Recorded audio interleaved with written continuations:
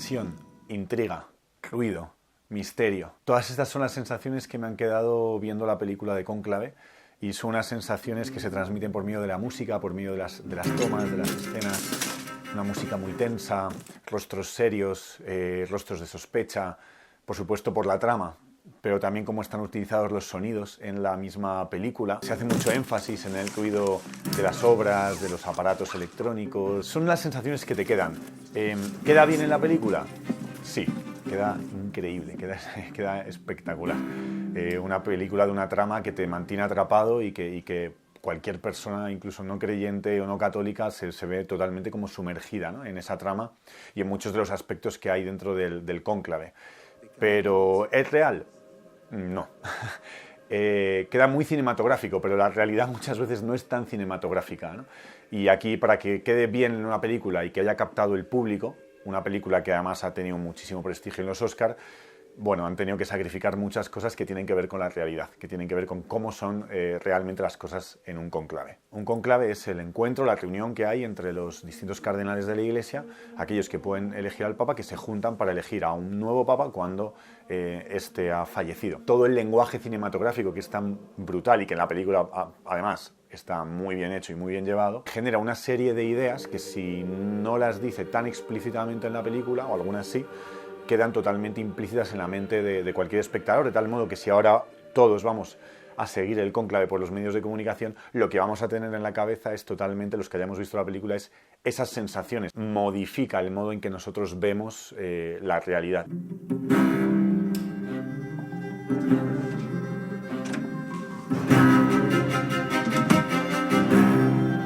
La película narra precisamente esto: el Papa ha fallecido y se empiezan a juntar los cardenales y todas las tramas políticas, hay que decirlo así, que se empiezan a desarrollar y empiezan a tener distintos giros, distintos reveses, avanzan, progresan. Es una película de personajes, bastante, donde los personajes son increíbles, están muy bien hechos, muy ricos psicológicamente, con mucha diversidad. Vamos a analizar rápidamente los 6 personajes quizás principales. Empecemos por el decano Lawrence, es el protagonista, es una persona que te cae bien, es el encargado de llevar adelante el cónclave, es uno de los que pueden ser elegidos.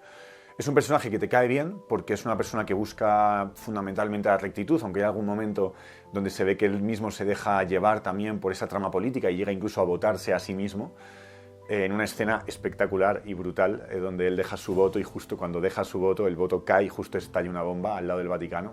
Esa escena me parece de las mejores de la película. Es una persona que tiene dudas de fe. Esto me parece importante. Cardenal Tremblay.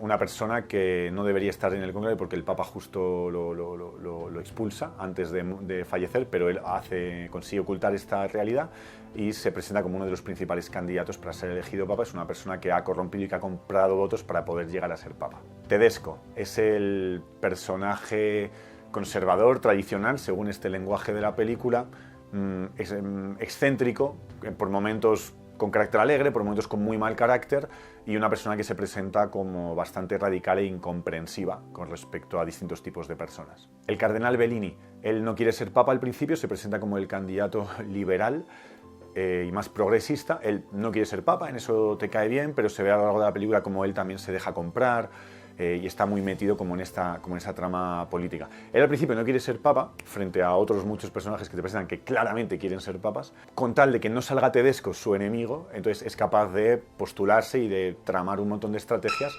para que no salga el que él no quiere que salga. Luego tenemos a Adeyemi, el candidato africano, que es una persona más bien tradicional, pero que tiene un escándalo sexual de hace años. Es interesante porque ya no lo tiene, han pasado 30 años, él se supone que ya tenía una vida como muy normal, pero sale todo el tema del escándalo.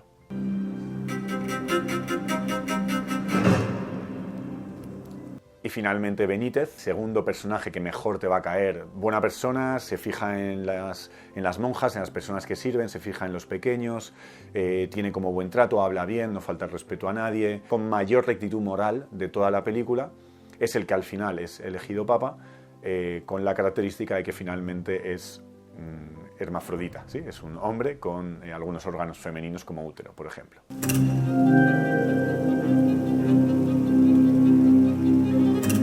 Estos personajes se muestran como una riqueza de personalidades que se presentan como contraste, pero son bastante caricatura, muchos de ellos. Hay un momento que esto es una de las tesis principales de la película que quiere dejar. Hay una frase que dice uno de ellos que es: I stand for everything that Tedesco does not. Está mostrando eso, o sea, está queriendo mostrar como esa oposición dentro de la Iglesia, que yo creo que es una de las tesis principales. O sea, la Iglesia está dividida. La película claramente muestra eso, con escenas además muy bellamente hechas cinematográficamente, como la escena en la que salen con los paraguas, que he elegido como carátula de este vídeo, en la que salen todos bajo un paraguas, donde se ve como la individualidad de cada uno. No hay unión, no son un grupo, sino que son muchas individualidades. La sensación que a uno le queda es que en la Iglesia hay una pelea, una lucha de poder. Esto no es real. O sea, esto es una de las grandes mentiras que tiene la película. Hoy en día nadie quiere ser papa. O sea, no sé, a lo mejor hay alguno que sí que quiera, pero estaríamos hablando de un 5% o menos, no sé. De cada 10 sacerdotes que les proponen ser obispos, 7 dicen que no. Sacerdotes para ser obispo. De cada 10, 7 dicen que no. Ser papa hoy en día no te aporta humanamente nada bueno ni nada tentador.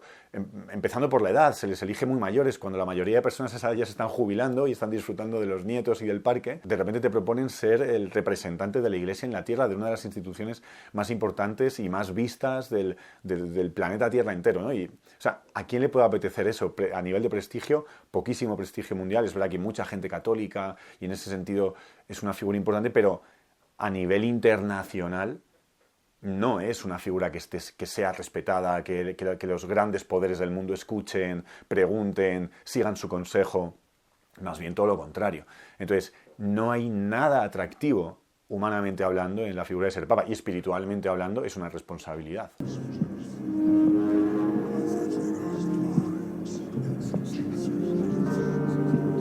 Hay una escena muy buena en el comedor donde el decano, Lawrence, dice: qué bonito, mira cuántos países distintos. Y otro de los personajes le dice: sí, pero mira, están sentados todos en sus mesas, los españoles con los españoles, los franceses con franceses, como riéndose de eso, ¿no? Hay una idea de que todas esas ideas de que es bonita la universalidad de la Iglesia, como que son falsas. Y no es verdad. O sea, es verdad que lógicamente hay afinidades por idioma, por cultura, por historia, incluso por ciertos modos de pensar o de comprender incluso la fe o la política también. Pero eso no quiere decir que la Iglesia, en toda esa variedad, no sea efectivamente universal, rica y que haya una variedad preciosa, ¿no? Por ejemplo, el hecho de que los católicos, cuando rezamos la liturgia de las horas, unos salmos, toda la Iglesia reza exactamente las mismas oraciones. O sea, hay una belleza en esa universalidad real, aunque también, lógicamente, existan algunas diferencias. Y otro aspecto que en la película no se ve nada y que, hombre, yo creo que como mínimo se puede sospechar, es que no hay ningún clima de oración. Sí que aparecen algunas oraciones puntuales. Al empezar la película se arrodillan cuando ha muerto el Papa. No son oraciones que reflejen como la paz que da un Dios providente que cuida y que guía a la Iglesia. Son unas oraciones más bien rutinarias y muy puntuales en la Iglesia. Incluso en algún momento que se habla de la homilía, en la escena donde se habla de la homilía del decano Lawrence, solo aparece la homilía, no aparece toda la otra parte de la misa que es para los católicos más importante. Para los católicos lo menos importante de la misa es la homilía, lo más importante es todo lo demás. Entonces, en esa escena, al no mostrarte nada más que la homilía, incluso, de hecho, si no recuerdo mal, es que ni siquiera aparece como el altar, sino que aparecen ellos congregados y el obispo que da la homilía. O sea, está todo el rato muy centrado sobre lo humano. La homilía de toda la misa es la parte más humana, porque es la parte que dice propiamente el sacerdote para intentar explicar lo que haya que explicar. Pero es la parte más humana, todo lo demás es como lo sagrado. La película carece totalmente de ningún tipo de visión de lo sagrado. No te hace un equilibrio adecuado de lo que es la parte espiritual y la parte humana, sino que prácticamente quiere como arrasar con la parte humana para decir: mira, la Iglesia es humana. La experiencia que tengo yo de la oración no es que sea solo una cosa como angustiosa o muy puntual. Lo que yo veo en mí como sacerdote, en los sacerdotes que conozco, en los obispos que conozco, en la Iglesia que yo conozco, lo que yo veo es que la oración realmente es una fuente de paz, de encuentro con el Señor y de luz. No siempre, por eso a veces hay oscuridad también, pero muchas veces sí que lo es. En esta película ni de lejos se muestra eso. ¿Qué sucede realmente cuando muere un papa y se convoca un cónclave en la Iglesia? ¿Qué sucede realmente? Bueno, se certifica médicamente la muerte del Papa. El camarlengo, que es el obispo encargado de dar esta noticia a los demás, con un martillo de plata golpea 3 veces su frente diciendo su nombre, como llamándole a la vida.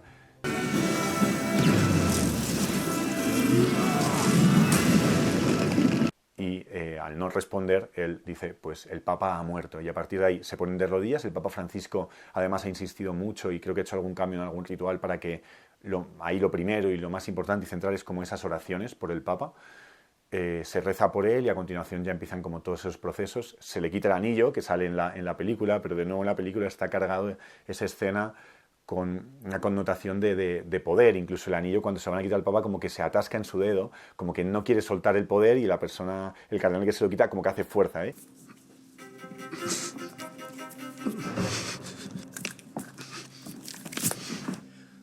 Incluso en esa imagen te están transmitiendo ya un poco esa idea de que aquí lo que todos quieren es el poder del Papa. Es cierto, se le quita el anillo inmediatamente, que es el anillo papal, el anillo del pescador, con el que se sellan los sellos papales, y se le quita y se funde inmediatamente. Se interrumpen así cualquier tipo de proceso que esté en el Vaticano que tenga que ser sellado por el Papa, ya no se puede hacer, habrá que esperar a que haya un nuevo Papa con un nuevo anillo del pescador, con un nuevo sello. Y a continuación, pues ya se dan los avisos a los gobernantes de los países, autoridades, a la familia del Papa, a la prensa, y se convoca inmediatamente un cónclave, esta reunión, y los cardenales que pueden elegir y ser elegidos papas, que son los que tienen 80 años o menos, entre unos 15 días después aproximadamente, viajan a Roma para reunirse. Cuando se reúnen, se despojan de todo tipo de objeto, de celulares, de móviles, de computadores, de ordenadores, para quedar totalmente como aislados, ¿no? Ahí de ahí quizás viene la palabra cónclave, ¿no? Que tiene que ver con llave, que tiene que ver con algo, pues una sala cerrada, para estar como aislados y poder rezar. Y lo que hacen básicamente es rezar, o sea, rezan, reciben charlas sobre la situación del mundo actual, escuchan, y ahí ellos van conociéndose y valorando quién consideran que puede ser una persona que pueda ser el Papa, queriendo seguir lo que el Espíritu Santo les dice, ¿no? Claro, la película lo que quiere mostrar es justo que esto no pasa, o sea, que no es una cuestión espiritual, sino que es una cuestión humana y política. No es verdad, puede haber cosas humanas y políticas, pero la gran mayoría, y en su gran mayoría, lo que están buscando es la voluntad de Dios. Entonces hay mucho rato de oración y muchas conversaciones para intentar, pues, ser dóciles al final al Espíritu Santo.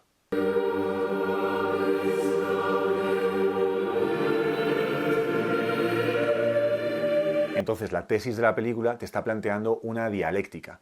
No solo una dialéctica entre distintas posiciones dentro de la Iglesia, una oposición, sino una dialéctica entre la visión espiritual de la Iglesia, como es el Espíritu Santo el que elige todo esto y es Dios quien guía a la Iglesia, y una visión totalmente humana. Entonces genera una dialéctica. La solución a esto no es decir, no, la Iglesia es puramente espiritual, es Dios quien elige al Papa, así como radicalmente.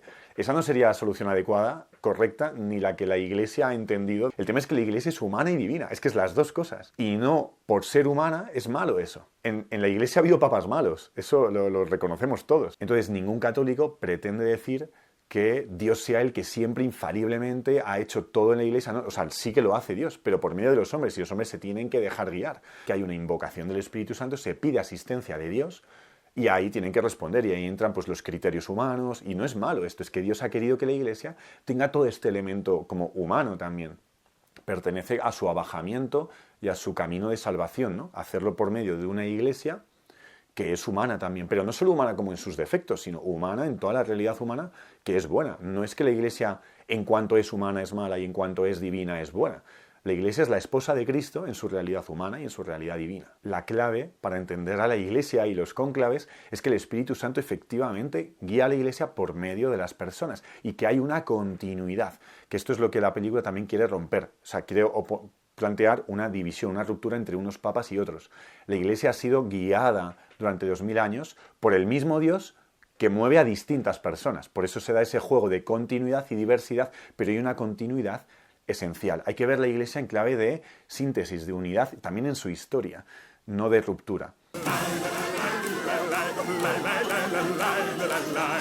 Hay una frase muy clave, que es la que da el discurso, que da Benítez, que dice: la Iglesia no es el pasado, la Iglesia no es la tradición, la Iglesia es lo que hagamos a partir de ahora. Lo pretende proponer como una solución a la dialéctica entre los otros personajes, entonces Benítez aparece como la solución a toda la diversidad y disputas y peleas y oposiciones. Entonces él aparece como solución, pero en realidad no es la visión correcta intermedia, es una visión de ruptura. Pero lo que hagamos nosotros ahora, eso es lo que cuenta. No es correcto, claro que lo que hagamos cuenta, pero la Iglesia es la misma mañana que hace 200 años y 300 años, que recorre la historia y la providencia de Dios, pero no hay esa línea de ruptura entre el pasado y el mañana. Por mucho que le cueste a la gente entender esto, hay mucha gente que no desea el poder y que desea hacer la voluntad de Dios y que reza para que sea así y que además lo hace con paz y sin dudas de fe. Sé que esto a la gente le cuesta entenderlo, que la Iglesia no es solo política y que en la Iglesia hay mucha gente que no le interesa, pero yo conozco a miles de personas en la Iglesia que lo que buscan sencillamente es hacer el bien, amar a Dios y seguir las mociones del Espíritu Santo sin buscar el poder. En la Iglesia, no te voy a decir que no se dé un poco, pero no es lo esencial. Esto puede costar a la gente entenderlo, pero esto es la realidad.